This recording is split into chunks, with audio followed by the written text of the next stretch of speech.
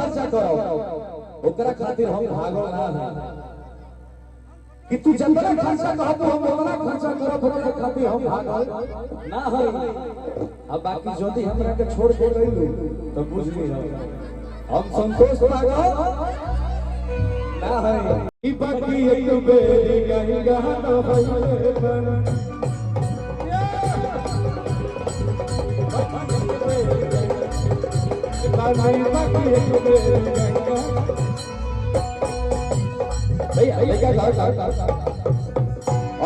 भैया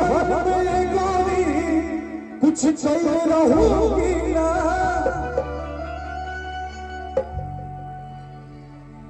कि नहीं हर में गोरी कुछ चाहिए रहूंगी ना कि पियावा के कसम सच बोलो कि हम कुआरे में गलती तो कइले बानी हम कुआरे में गलती तो कइले बानी बाकी एक बेरी गंगा न होइले बानी ओ बाकी एक बेरी गंगा न होइले बानी।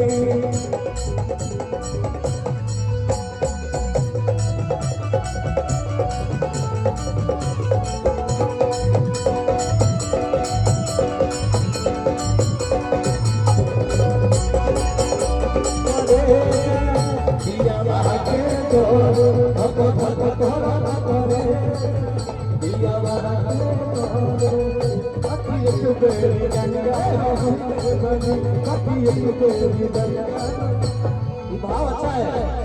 हर किया रे साथी हो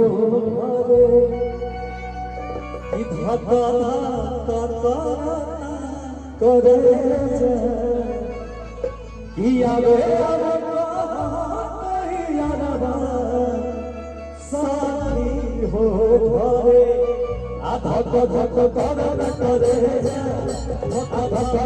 कर करे पिया बाटे जोरे धक धक कर करे पिया बाटे जोरे बाकी एक बेरी गंगा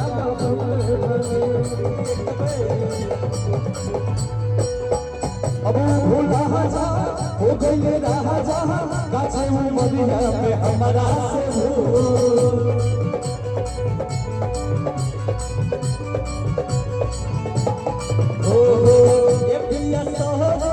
कोई नहीं आया होगी नहीं हर पर दोस्त लही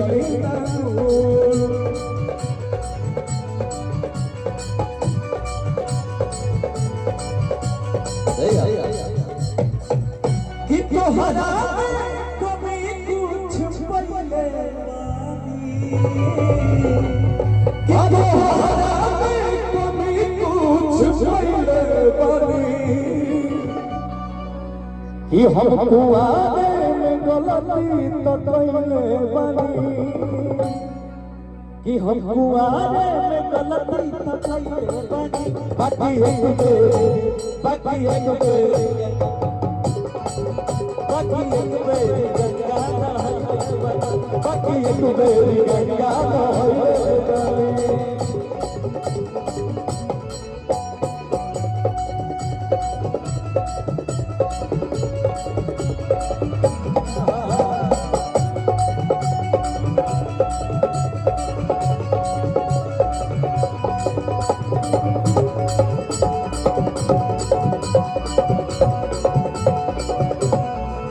अब भैया गावे की पड़ी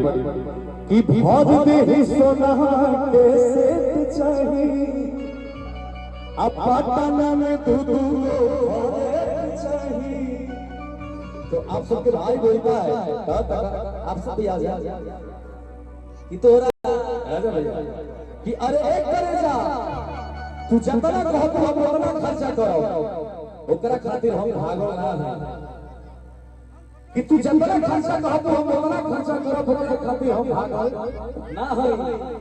अब बाकी यदि हमरा के छोड़ के गइलू तो बुझ ली हम संतोष भागल ना है। ई बन बुझे ज्यादा तू चिराई उड़न बाजो एक बार कहता आप सबके भाई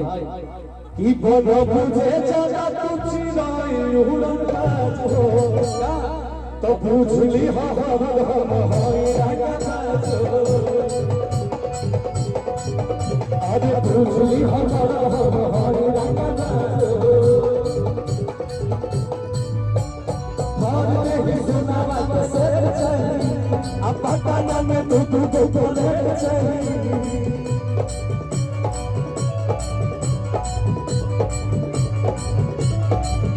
अब बहुत ही सुना बात से अब पता ना मैं तू को बोले चाहिए दादा बनो बुझे ई बनो बुझे ज्यादा तुझी रही उड़न बाज हो का तो बुझली हमारा होई रंगा बाज हो अब बुझली हमारा होई रंगा बाज हो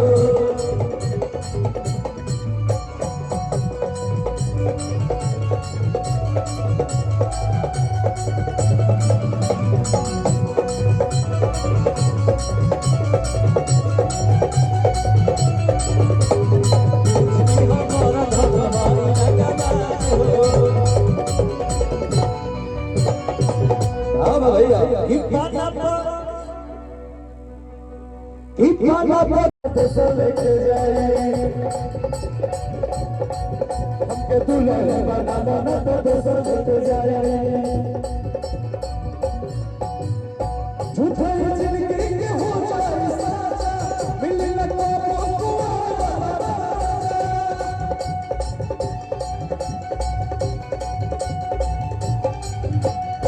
झूठे जिंदगी के हो जाए साजा मिलने लगो